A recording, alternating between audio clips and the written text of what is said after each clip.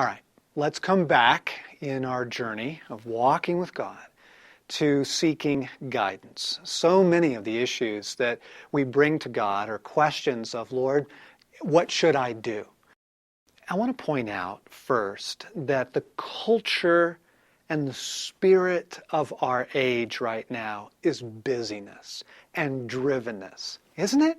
I mean, everybody's running like crazy. I try and call friends. I don't get them on the phone anymore. I get voicemail, right? We use email to get in touch or texting.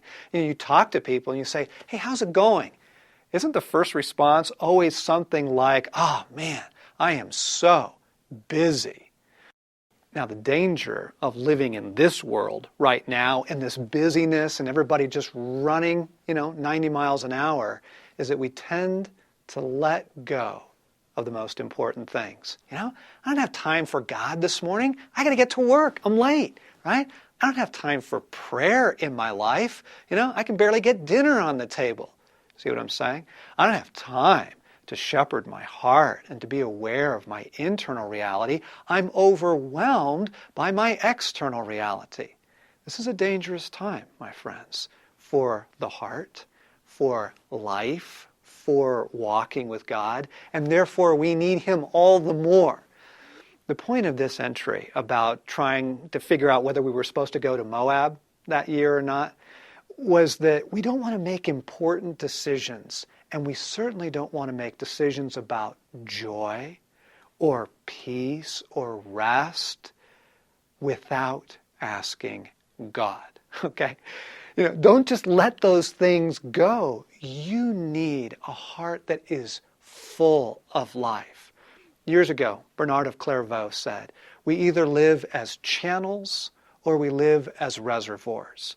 We either live a life where whatever life and grace and mercy we get from God, we just kind of whoosh, it goes right through us because we're so busy, or we let ourselves be filled up by being conscious about God and rest and joy and life until we are an overflowing reservoir, and then what we offer the world comes out of our overflow and not our desperation or the very little bit that we were able to eke out this week.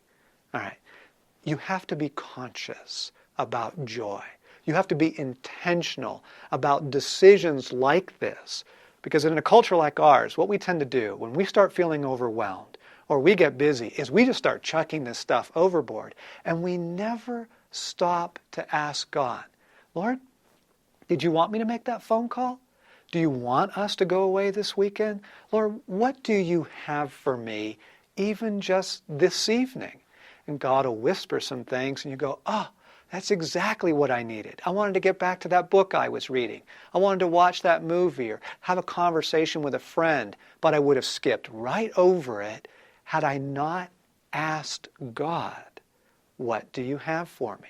So, point number one, don't let these crucial things of life and joy and rest and restoration, all the things we really need, don't let those things go without at least asking God about it. And then the other reason I told this story about trying to figure out whether we're supposed to, go to the desert is because sometimes, even after years of learning to hear the voice of God and learning to walk with Him and being pretty good at interpreting what He's up to, sometimes I'm just confounded. I don't know what He's saying. And so here's what I do. I stay with the question for a while. I don't leap to conclusions, especially the conclusion, well, I'm just not going to hear anything. Right? And then you just walk away. So what I did was I wrote it down on a notepad and I left it on my desk so that every time I came back to my desk over the course of a week, I'd be reminded, oh yeah, I was asking God about that. Lord, what are you saying today? Maybe I'll be in a better place to hear tomorrow. Maybe I won't be as scattered, or maybe God will have brought something that makes sense to me in 3 days from now. So the point is, stay with it. We're learning to walk with God. We're learning to discern His voice, His guidance, and how He speaks to us in many different ways. All right? And so as we stay with the process, we find that we can come to clarity, more clarity than we ever knew was available before we tried listening and walking with God.